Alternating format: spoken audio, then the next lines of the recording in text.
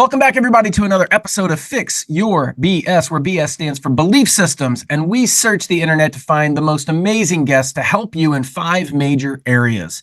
Things like relationships, finances, your business or career, your health, and also, obviously, your beliefs. Today, we have an amazing guest. So excited to announce Dr. John Delony is a 2-time #1 national best-selling author, mental health expert, and host of the Dr. John Delony Show. He has 2 PhDs and over 2 decades of experience in counseling, crisis response, and higher education. He is the author of the best-selling books, Own Your Past, Change Your Future, Redefining Anxiety, and most recently, Building a Non-Anxious Life, which I have right here in front of me. Welcome to the show, John. Thank you so much, Dr. Greg. Appreciate your hospitality, man. Oh, absolutely, man. I want to get your message out there. Couple things, man. Your book actually hit home because I have 2 kids. My second child was born with dwarfism, had a lot of medical complications. And I actually purchased this book and your entire package that you have online, which I suggest everyone listening to the show does. But I gave it to my wife. She read it. She's like, I read a chapter and I stay on that chapter for a period of time because she's like, this is helping me so much. I don't want to move to the next chapter because I don't want to finish the book. I just want to keep doing this chapter. So high praise. Really appreciate you writing this, especially because it helped at least one person, and that was my wife. Well, that's amazing. And like any good husband, you saw a mental health book and you thought, I think my wife needs this. Well played. Well played. Yeah, well played. Yeah, I bought 2, actually. I gave one to her and I took the other one. So it was more mental health for both of us, honestly. That's right. Yeah. So talk to me a little bit about, first of all, people listening to this show, they have a lot of different backgrounds, but a lot of entrepreneur type mindset, a lot of people dealing with struggle, anxiety, depression, fear, worry. Talk to me a little bit about that, how you've studied it, and also what things people can do, steps, strategies to help get themselves to a new place. I guess if I've got one overarching theme is think the time to stop going to war with our bodies is now. I'm tired of a culture that tells us that everything is broken and less than, and that all of our solutions to our broken down, disempowered bodies and minds is for us to sit quietly in the corner and have somebody pat us on the head and come rescue us. I think if you're an entrepreneur and you're starting a new business and you're leveraged up to your eyeballs and you have 2 young kids and you're trying to make this thing go, if your body isn't sounding the alarms that something catastrophic may happen, you may lose your house, you may lose your cars, your body be failing you. It's not broken. If you have a picture of what your family looks like and your wife sends you a letter from an attorney that says, I'm done being married to you, I don't know that I would diagnose you if something's wrong. I think your body would spend a season really struggling to want to open your eyes and get up. And that doesn't mean that your body's broken. That means your body's trying to do what it can to protect you and keep you safe. And so I want people who are experiencing stress, who are experiencing anxiety, who are experiencing these things, start with a question, not, oh my gosh, how do I stop feeling like this? Ask yourself, what's my body trying to keep me safe from? And let's start there. That's a scarier, but a much more instructive question. One of the themes that I really loved in your book was the idea of taking that responsibility. Yeah. Of choosing to say, I'm going to learn from this, as opposed to saying, well, this happened to me. This happened to me, and this is now who I am. Right. That's even, I mean, it becomes, it goes from victim stage to identity. And that's a tough place. When you land in identity state and your identity is that something happened to you and you're somehow less than, that is an open invitation to be used and abused for the rest of your life for other people's ends. And I think we're worth more than that. I totally agree with you. How do you think we got to that position now? Because it seems like a big portion, let's say, of our society drives us in that direction. The nefarious side of me understands that there's just money. It's just money. And when you have medical establishments of various sources that are publicly traded at the end of the day, or hospital systems that are publicly traded, they have one goal, and that goal is to make money. And I wish it wasn't the case, but it is. And they have a quarterly report, and so they have to figure out ways to keep you on the hook. That's the nefarious side. I think I spent a lot of time just as I travel around trying to pull this apart and try to think through it logically and with the best of intentions. And I think what happened is I think we got here accidentally. I think that we were overwhelmed with technological advancement at such a rapid rate that we were able to solve problems that have plagued humanity so quickly, we didn't have time to think through them and adjust and adapt to them. So something simple like up until 100 years ago or 150 years ago, you only ate apples for 3 or 4 weeks out of a year anywhere. And because that's when they came off the tree and you would drive by. I remember my wife's grandma got a sack of oranges for Christmas. Oranges in December was madness. It was magic, right? And so, and then we figured out mass transit, and we figured out how to fill these gas houses full of nitrogen to ripen these things. And like, we figured out how to do all this stuff. And now we have apples every day of our life. And that's kind of amazing. And I don't know that our bodies were designed to handle that many apples, right? Mm. And the horse kept taking forever. And then somebody came up with a car with wooden wheels and a wooden bench seat. And that was really awesome. But man, it hurt my butt. And then somebody came up with, what if we folded up some leather? And now fast forward 120 years and we've got heated seats, right? So I think we started solving these problems, and now I can turn a nozzle and water comes out in my house in multiple places, and lack of water has plagued humanity for human history. I could push a button on my phone and food just shows up, and that's kind of awesome. I could push another button and medicine just shows up. I could talk to a doctor on this magic thing called an iPhone, and I never even have to travel, right? So we've solved all these things, and in the process, we have begun to pathologize discomfort. And instead of pain and discomfort being a really important signal in the human body, it has become something to solve. And if I'm uncomfortable, then we can fix that. And fix because any sort of discomfort is means something's broken. And so I think in a mad dash to utilize this technology to make us more and more comfortable, we have stripped our bodies of very essential fluctuations in temperature and in comfort and in movement and in exercise and in mobility and all these things and in relational stress. And I think we've created a world that our bodies were never designed to exist in. And we've accidentally created a mess for ourselves that now we have to inject hard things. The idea that there's I had one, he has a background in evolutionary biology, or psychology, but he's a health and fitness guy. And he said, hey, every time you're going to the gym and your body revolts, know that the idea that you're going to voluntarily exercise is not in your DNA. In fact, it's opposite of your DNA. Your body doesn't want you wasting precious energy and calories on exercising. It needs that for food because that's what it's designed to do. It doesn't have a coding system for pizza delivery. And so we have to inject hard things into our life now, and we've just made a messy, messy place. And so I think it's twofold. I think money obviously drives everything and power, but also I think we just want to be a little more comfortable, and suddenly we fell off a cliff.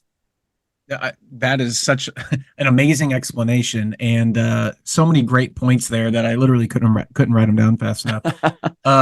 You actually work with the body. Does that this is all hypothesis? I got no way to prove this. Does that ring true to you? Yeah. So America is an interesting place because you're exactly right. I believe that we've been told that there's a war on discomfort, and it's been passed down from generation to generation. A great story is my 12-year-old son was on a baseball team, and he was helping with the management side because he couldn't really, play. But I watched multiple kids on this 12-year-old baseball team go over to their baseball bag, pull out anti-inflammatories before the game, take a couple of them, wash it down with Gatorade, and go play. God. And I went, What are we doing? How did they, like, why are they doing that? Well, they're doing it because they were told by their parents that you shouldn't feel uncomfortable, and this is going to head that off after the game. And from the physical standpoint, as a chiropractic physician who owns a regenerative medicine clinic, I'm looking at it going, that's the purpose of the activity, is to make you stronger. And if you take an anti-inflammatory, you're shutting down the body's natural healing response. So if you look at the traditional medical model in America, there's been a war on health for over 100 years, and the statistical data is overwhelming. Like, just for instance, I know you're on my show, and but I don't know if you've ever bring it. I love it. I love it. I want you to hear these stats. America has 4.25% of the world's population. We spend more on healthcare than the entire world combined. It's our second GDP, just after war or defense spending. Okay, so we're spending more money than the entire world on health, so we should have a healthy population. But when you look at us, we come in dead last in all first world countries in every major category of health. Health is all about how functional your body is and the longevity of your body. So I totally agree with you when you're talking about there's just been this war on discomfort, because when somebody's uncomfortable, I feel anxious, take a pill. I feel uncomfortable, take a pill. I feel my body's sore, take a pill. And that's the response of our society, is there's a pill for that. It's like, remember the app, there's an app for that? Well, yes, for 100 years, we've been saying there's a pill for that. Yeah. And not to mention, man, you're teaching a generation of kids to pharmaceutically mask pain. And then they end up where my buddies, I spent almost 20 years working in various universities across the country. My buddies who are athletic directors are saying, dude, I got 18-year-olds showing up here with shoulder joint issues that are reserved for geriatric populations. They've got hips and knees, especially of 18 and 19-year-old women, hips and knees of 80-year-old women, that because they've been doing volleyball since they were 4 years old, and they have been a striker or whatever. I don't even know the volleyball positions, but just these repetitive, insane movements over and over and over, and they've worn their bodies out in 14 years, right? Playing fall and spring and winter and summer and 2 leagues at the same time, over and over and over. All that to say is, we're creating a generation of person that's going to fall apart under itself as well. Yeah. And you're exactly right with that. So there's this new common phrase in the sports world of overtraining. You got these young athletes, and they're just overtraining on the same sport, trying to be, this phenom athlete, instead of just letting them go out and have fun and play the game and that sort of thing. It's also those of us who have worked with athletes know, a phenom pretty early. They're real rare. And everybody, if you remember, everybody knew LeBron back in middle school. LeBron was LeBron at 14, right? There is no amount of I remember training that's going to make a LeBron. My track coach was one of the best track coaches in all of high school sports in U.S. history. He's an amazing guy. Olympians, he's a stud. And I remember him saying, if you hit speed X, if you run this time in the 400-meter dash, I'll let you run at the varsity meet. I was a sophomore. That next meet, I hit it. And I was like, no way. And so I got to go to the big Rice Invitational meet, which is this monster meet in Houston. And I lined up with a guy, his name was Marlon Ramsey. I don't know why that name stuck in my head. He ended up running for Baylor, which is known for its 4x4 relay team. Anyway, he beat me so bad. I don't even know what we were doing. It's like he ran another race. It's like he only ran 200 meters. He beat me so bad in a sprint. And I remember crossing that line. I think I was 15 years old. And I remember thinking, that guy's just faster than me. I could never train and become that. And it was a good wake-up call as a 15-year-old that God gave me not that, right? I've got other things, but not that. And I think there's peace in that. There's not something to snap into a Slim Jim. What are we doing? Right? Anyway, but I guess if my identity had been in not being uncomfortable, then that thought would have hurt my feelings that, that guy's just faster than me. And here we go off to the races again. Well, I think that's a big problem in our social media nowadays. There's a lot of this comparison going on. And instead of loving yourself for what you're great at and figuring out what your gifts are, you're comparing to somebody who is putting on this false front on social media and may have this dream life. according to you, but you don't know the background. You don't know Right. the behind the scenes of what that person's actually doing. I was listening to a mentor of mine, Vusi, the other day, and he was talking about social media stars, and one person was an influencer, and she actually went to the tarmac and waited for a plane to open its door and then walked out and took a video of it. But if you look in the background, you can actually see that the jet turbine had the cover on it, which they don't do after the plane's done flying. It's too hot, they wait until it's cooled down. And so, if you know what you're looking at, but this person's trying to put it out there that, I just got off a private jet. There's a lot of fake, information, a lot of fake fronts out there, identities, if you will, that people are trying to, become instead of figuring out who they are. So, not to mention, I travel a lot. I've seen a lot of pretty famous folks on Southwest. It's just kind of how the world works, right? And you have to have your own jet, man. Like, that's cool. $300. Whatever, but yeah, right. Why not just, you can fly, you don't have to own a whole jet. You can just fly for commercial, and you can, buy a first class ticket for $1,000 instead of, buying $100,000 jet. Yeah. $100,000. Yeah, right. 5 million. Or $100 million jet. I said 1,000. Yeah. Yeah. You know what I mean? But in your book, you talk about like 6 daily choices, and you outline these choices, reality, connection, freedom, mindfulness, health and healing, and belief. The belief one obviously is the one that stuck with me. I was like, I got to read this guy's book, have him talk about this, but talk about those, 6 daily choices and how the average individual can really put those into their life in order to, improve their life. And what I mean by improve, I don't mean necessarily the physical surroundings. I mean their mood, creating more happiness, contentment, enjoyment, fulfillment, love, laughter, the things that actually matter in life. It's the great Peter Attia calls that emotional health, which I just love. Instead of, I think we're so obsessed with mental health, and that idea of emotional health, joy and laughter and warmth and fun, like the things that are worth living for, right? I could spend an hour, I could spend 5 hours on each one of those sections. I think the global picture is this: nobody chooses to be anxious. Nobody chooses that. That's like saying nobody chooses to walk in and flip on their smoke detector in their kitchen. But sometimes that smoke detector goes off, and that smoke detector is not the problem. The problem is what might be on fire in your house. And so if you're anxious, if you're chronically stressed, if you're finding yourself, someone you love walks in the house and you roll your eyes, or you grit your teeth, or you don't like being around your kids, or more likely they don't like being around you, then go back to those 6 places. Do you have a group of people that you're doing life with? Because if your body's not sounding the alarms and it's recognized you're lonely, it's failing you. Because the body is not designed to protect and provide and support and comfort. It's not designed to do all that stuff at the same time. If you are owned by a bank, by a mortgage company, by a vehicle lender, if you've taken out a loan on a depreciating asset and it's sitting in your driveway, losing money every day, yet you're still paying the same thing, your body would be failing you, because it knows that if you get fired, you lose your house, you lose your home, your kids lose a place to sleep, you lose medical coverage, you lose food, you lose your cars. Your body would be failing you if it let you sleep all night, right?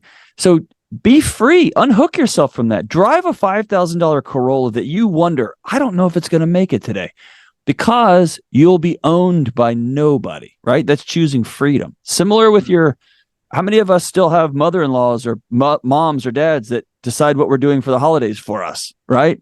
That are still running our lives for us. Our calendars that are so overly packed because our identity is not saying no. Health and healing. If you're 50 pounds overweight, if you've got chronic pain, if you are just struggling, if you haven't dealt with childhood traumas and gone to sit down with a trauma therapist and say, now's the time, your body's going to sound the alarms all over the place, trying to get your attention and keep you safe. And so I keep going on, but ultimately, I want us to look at anxiety as just an alarm system. It's a signal that things are out of whack. And those 6 choices are things like brushing your teeth and putting on deodorant that I want to take a quick glance at. Or if you're my middle school, my middle schooler, On a weekly basis with the brushing of teeth and deodorant thing. But I want to take a close look at these things and see, is my body trying to get me attention because one of these 6 things is out of whack?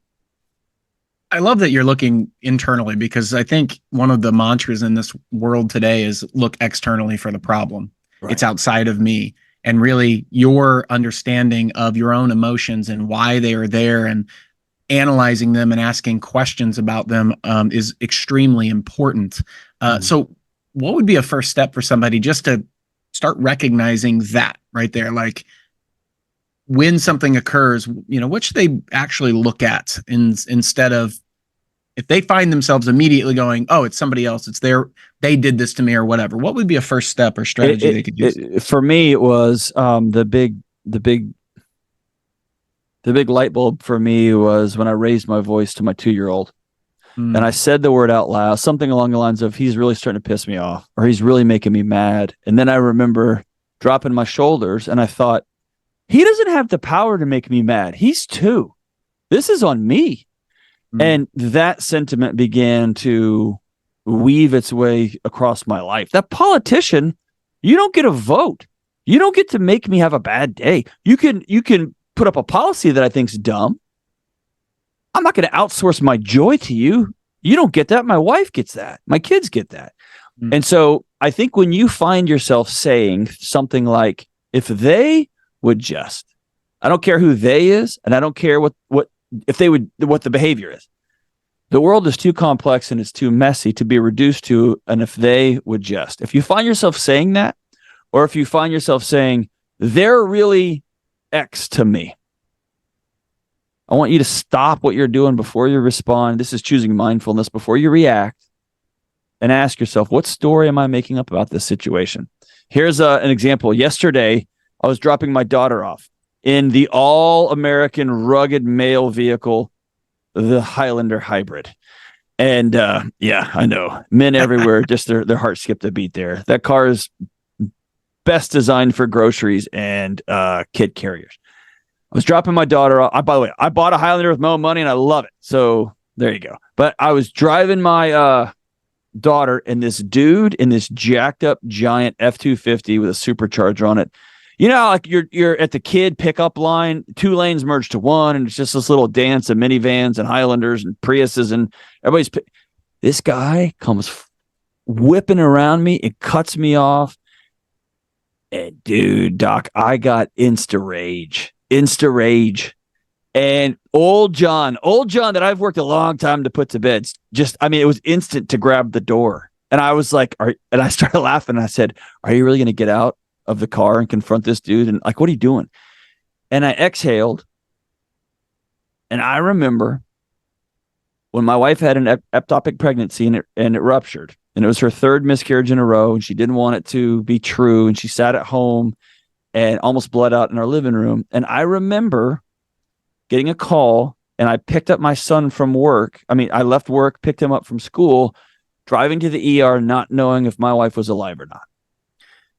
And I was able to exhale, and I got a choice of the story I make up about that guy in front of me. He's a scumbag jerk who's cutting in line at a school pickup, for God's sake. What an idiot. And I want to fight him in the parking lot. Or, dear God, please help him to get to the hospital before his wife passes away.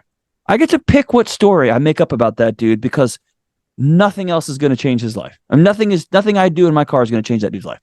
One of those stories is going to give me a stroke, and one of those stories is going to give me peace in my heart, help me stay connected to my daughter, and give me a little more empathy for humanity. I get to pick. And so when you find yourself starting to reach for the victim baton, ask yourself, what role am I playing in this? What story am I making up here? And then more importantly, what am I going to do next? Wow, what a great story. It reminds me of a story from Michael Singer. I don't know if you ever heard of him. Yeah. The Untethered Soul. One of my favorite books, but he talks about that and talks about road rage specifically. And he says, if you like to drive over the speed limit and somebody gets in front of you doing under the speed limit and you get all mad at them, well, what gives you the right to say that your way of driving is the way to drive? What gives you the right to say that their way is wrong? And who's it affecting if you get mad? Everybody in your car. It's not affecting that person at all. Not even one bit. Not even one bit. And some people will stew on that all day. So who does it affect all day? You, your spouse, your kids, the people in your life. but not that person in that car. Right. So, like it was funny. This happened yesterday. There was this, I was pulling up to a yellow light and I was going the speed limit, but it flipped yellow. And that moment of indecision where you're like, oh, I can make it. Oh, maybe I shouldn't. So I went ahead and shut her down. I said, I'm not going to make it. Well, I was probably, I'd say 3 feet in front of the white line. Next light that went green was this light here. So the guy's turning left and I was in front of the white line. I get that. And this dude had a fit. The fact that he was giving me a what's over, looking at me and yelling, and his wife's in the car with him. And the only thing I thought in that moment was, I feel sorry for that guy and whoever's in his car. Yeah, that's right. If you're that mad over somebody being in front of the white line, whoa, hey, watch out. What's happening in your life that you have this little margin to handle this, right? Right. And so that was one of those moments like you're talking about. It took a long time for me to train myself to not react because there's really no point. Why would I let that guy get into my head and me be mad for the rest of the drive with my kid in the car? I mean, there's no point. Well, and here's the other side where you get that grace back. I got off an airplane on Sunday. I'd gone to bed at 12 a.m. and that was in two time zones over. And I got up at 3:50 for my flight, 3 a.m. I don't know if you've ever been so tired that I was essentially intoxicated. I was so tired. And I was walking my bags out and I had my coffee and I'm going down an escalator. And I dropped my coffee on the person in front of me. I dropped it all over these Nike shoes, on his jacket. I mean, I couldn't believe that I had done that. And dude, I was so sorry. I took my jacket off. I was wiping his shoes off and he kind of picked me up a little bit as we're going down the escalator and he goes, "Hey, it's all right." And I go, "No, man, it's not cool, dude." And he goes, "Hey, it happens to everybody." And he said it in such a peace, and then he just walked away. And I thought, golly, thank you for the grace this morning. Like it was such an accident. I'm so sorry. I should have paid for your shoe. It was such a moment of grace. And I was just it was, he chose right in that moment. I'm going to choose compassion and kindness. And I'm going to go. I don't know if this dude who dropped his coffee is a maniac on drugs or what. I'm going to go home and be with my family because that's where I'm going to have peace. And dude, it happens to everybody. And I don't know. It's just, I love that though. I can think of other stories that I've heard, but I love the appreciation and gratitude side of that. Not only was he showing you grace, but that you were appreciative and grateful for that. Because some people would take that and be like, almost resistant. They'd be like, well, whatever. It wasn't my shoes. He's going to have to deal with that. Luckily, that didn't fall on me. Like some people are so resistant or so negative. Really self-centered if you think about it when it comes to stuff like that. But really I think that's a reaction. That's that internal fear coming out and being like, I have to put up this wall so no one can get in and affect me. Absolutely. Man, like the story you just said reminds me of the story of this guy who was on a subway and his kids are running around, bouncing around. The guy is like, not really paying attention to him. And this lady was watching him and watching the kids and was getting more mad and more mad and more mad and finally confronted him. And she said, "Hey, you going to do something about your kids?" And he said, "Yeah, I'm sorry. We just got out of the funeral home. We lost their mom and I don't know what I'm going to do." Yeah. Everybody's fighting a war every day. We don't know anything about. Right. That's right. Everybody's fighting a war every day. Everybody is. So I hope everybody listening to this can pay attention to that. That you have that choice, instead of making an assumption, why don't you just, think about and focus on grace and appreciation and gratitude. And one way that you can develop that, or you can help develop that, is getting this non-anxious life book. This is a direct quote, by the way, from my wife, who read your book. She says, "Look, I never say I have anxiety anymore.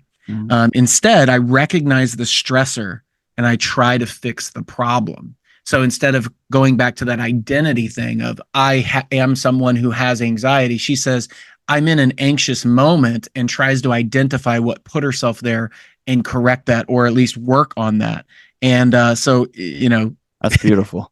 Yeah. And that's something she learned from that. And it's something we talk about a lot, but in the moment, we react. Yeah. So how would somebody in your advice, or with your advice, how would they take that moment and develop the strength and that habit of going, pause. Yeah, I think it's as hard and as simple as uncoupling it from a moral or character flaw. Because I think often we'll snap at our kids, we'll snap at our wife, we'll punch the horn, we'll lay on the horn for somebody that cuts us off. And then we feel ashamed that we acted like a child or a moron. And then that starts a whole cycle. Instead of doing that, I like to look at it as a set of skills that I got to practice. I've never done this before. I've never taken a breath before I hit somebody. I'm going to take a breath, right? I have never, I got in a standoff with my 8-year-old daughter yesterday. And as I'm doing this, Doc, I know, what are you doing? She's 8 years. What are you doing? Nobody wins this. And you're the grown up. So everybody and it was this moment of, honey, I'm choosing to get frustrated right now. By the way, I didn't say you're making me mad because she doesn't have that kind of power. I'm choosing to get frustrated right now, and I don't want to make that choice. I'm going to step back for a minute. Go put your shoes on, please. I've told you 5 times, go put your shoes on. And it was just it was a thing I've been practicing and practicing and practicing. So I think it's a commitment to say, I'm not a bad guy. There's not something wrong with me. For my whole life, my body has kept me safe by screaming at people, by taking swings at people. I learned it from my dad, and I learned it from the bullies that chased me around. I learned it from an abusive boss. And so it's a learned behavior that I'm going to unlearn. I'm going to learn something else. And if I continue to do it, yeah, then you're kind of you're not a great guy. But man, I've just been trying to stay safe, and I'm going to start choosing to practice other things. And then when I screw up, which we all will, if I'm playing guitar, there's going to be a time I botch a chord.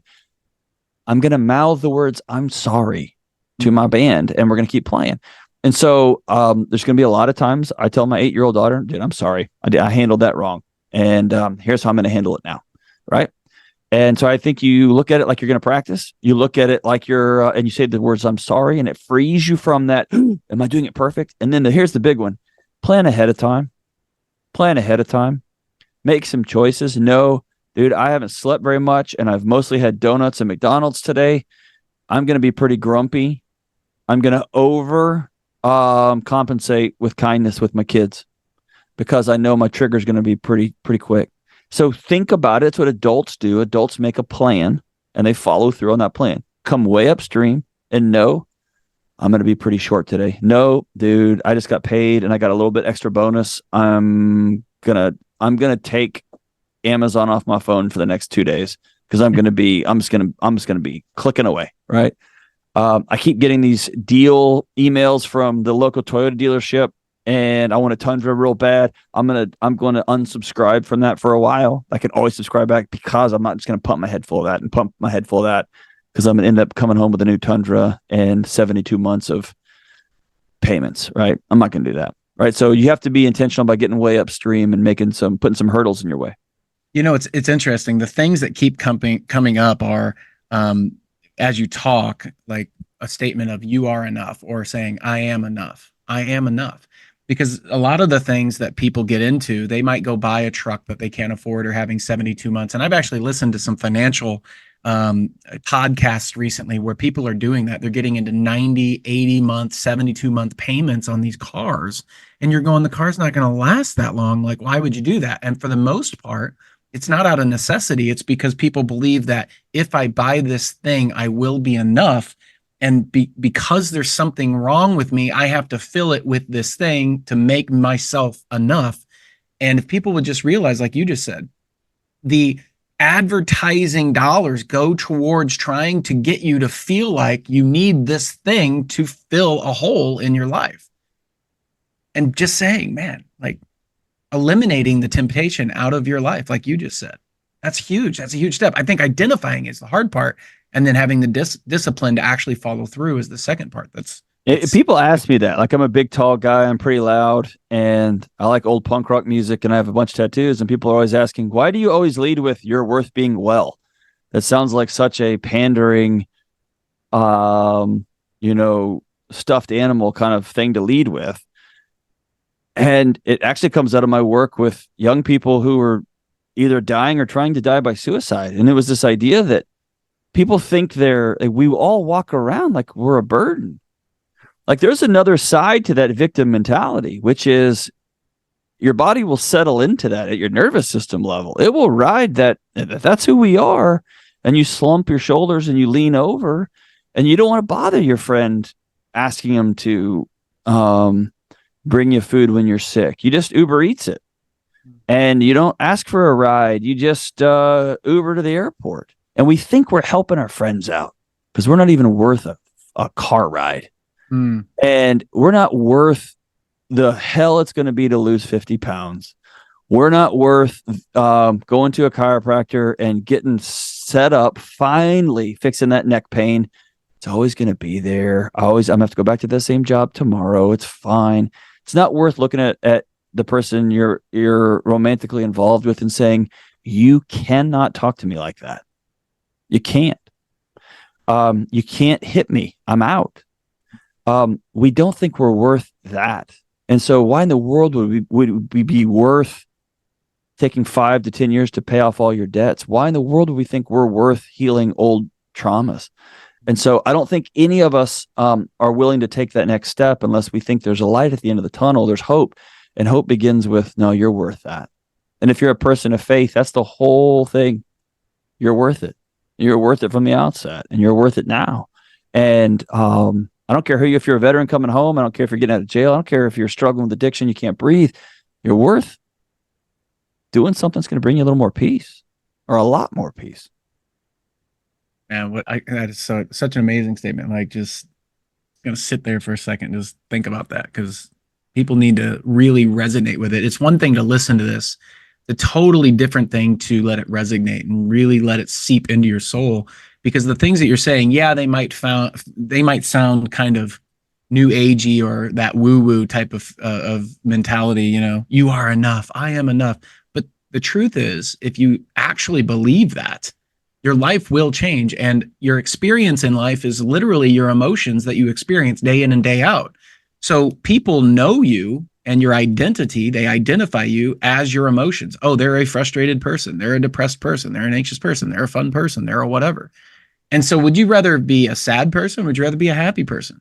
And working towards that happiness and confidence and, just all those positive emotions, joy, abundance, love, connection, all those things. It's just something you do every day. It's who you are because you've practiced it. Yeah, I remember one of the guys I credit with really saving my life was he was a bioethics professor, and he was a monk. And so as soon as the semester was over, he would head to a monastery, unmarried, no kids, and he would be there until school started again. He's an amazing guy. Wow. And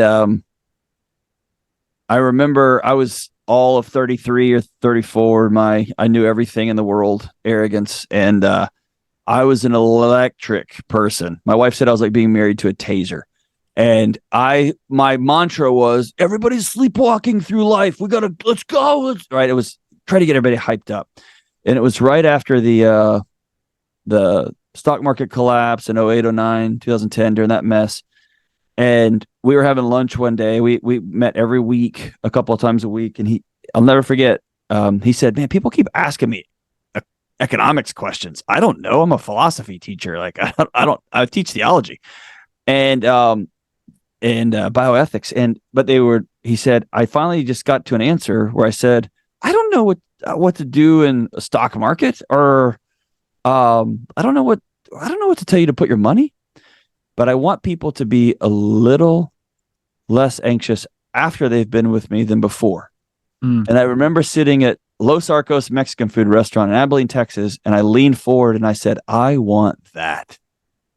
I don't want people to be more excited after they meet me. The world is too anxious. And this is back in 2010 before we really got out of control. I don't want people to be more energized after being around me. I want them to have peace. I want them to have a little laughter, a little warmth, a little understanding that oh, this is going to be all right. And that meant I had to go do a whole bunch of work on me. Right. And I was worth that. But man, it took a lot. It took a lot.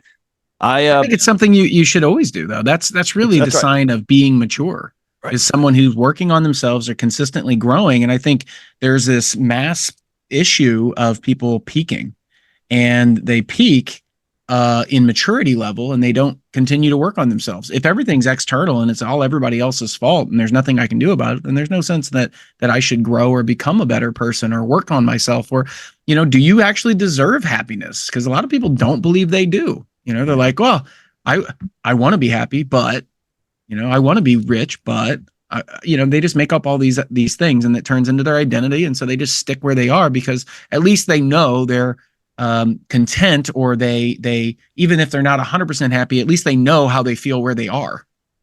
Right. But if you go for something and you don't get it, what if I feel worse? Yeah. And yeah, you find out it's in the journey, man. Yeah, that's exactly right. I love that. Oh man, I could talk to you for hours. Literally, I'm going to come hang out with you, and we're going to have to play some music. I actually play guitar as well, as you can probably guess. Oh, sweet! Yeah, it's awesome. Figured Very you cool. did too, because this is a fun fact. I've never mentioned this on this podcast, and we're at like 80 episodes now. But I actually have a Facebook page called The Singing Chiropractor. If you would like to be one of the followers, I've got a huge following of hundreds of people. If I knew how to log into Facebook, I would follow you. I don't even know how to log in, but I'll see if we can learn how to do that. Yeah, well, just anyway. Everybody, John, thank you so much for being here, by the way. This is been a highlight of my day and my week, and my wife is really excited. I was saying when we agreed that we would do a podcast, and she was like, wow, that book really, really helped me, and I'm so glad that you're going to have them on there. So everybody listening, go out, grab a copy of this Non-Anxious Life. It is a major improvement in my understanding, as well as my family's understanding about our own emotions and the things that we choose in our life. Where can they find you online, John, to where they can, get in contact with you or look at your content even more? I think the best place to start is only after they've listened to Fix Your BS podcast. They can go over and listen to the Dr. John Delony Show. It's like Fraser Crane or old Dr. Phil. People call in with real problems and we get after it on the show. It's really that book applied, if you will. And it's on YouTube and podcast. And then you can find me at John Delony on all the Instagram, whatever's in the book is in all the stores. You can buy it anywhere. Hey, as everybody knows, those links are going to be in the show notes here. So you can click on those. It'll go take you straight to the Dr. John Delony Show. And you can also check him out on Instagram. But thank you so much for that inspiration, the wisdom. Everybody needs to listen to this 2 or 3 times, really pay attention to what we said, because it does make a huge difference. You can choose to be happy. You can choose to have the life that you want. All it takes is the 6 daily choices. And this book goes through those 6 and how you can apply them into your life. Thank you again, John. I really appreciate it. Everybody listening to the show, make sure you share this out. There's people in your life right now who are in that victim mentality, and you don't need to share it and say you're a victim. You need to share it so they can have some resource that they can improve their lives in some way, shape, or form. It's how we reach more people. It's how we help more people. And I appreciate you listening. And Dr. John, I appreciate you for being here today. Everyone, appreciate you, brother. Yeah, appreciate you, dude. Everyone, thanks for listening. We will see you again on the next episode of Fix Your BS, where BS stands for belief systems, and we give you strategies to improve your life in every area to live the life that you design based on your dreams. See you next time.